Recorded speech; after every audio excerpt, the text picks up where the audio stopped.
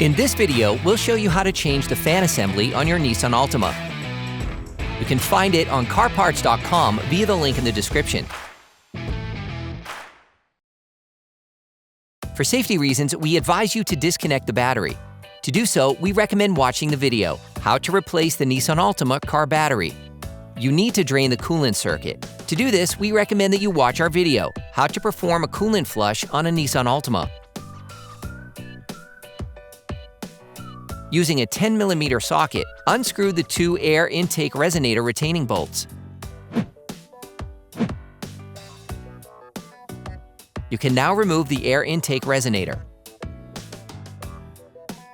Using a ratchet, an extender, and a 10mm socket, unscrew the bolt holding the bracket of the cooling hose. Using a screwdriver, unclip the wiring harness retaining clip located on the fan assembly.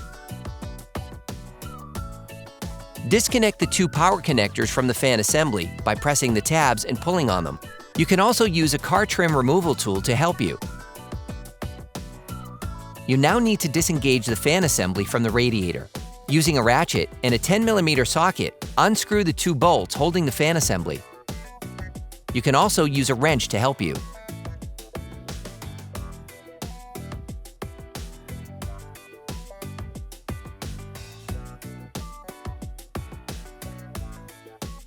Using adjustable pliers or the tool used in the video, compress the coolant hose retaining ring, then remove the hose.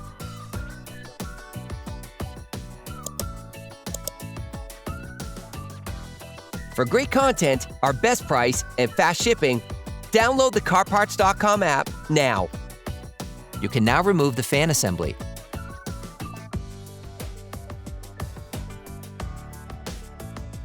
You can order the fan assembly used in the video on CarParts.com via the link in the description.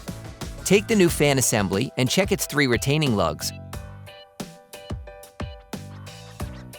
You can now install the fan assembly by inserting the 3 lugs into their slots.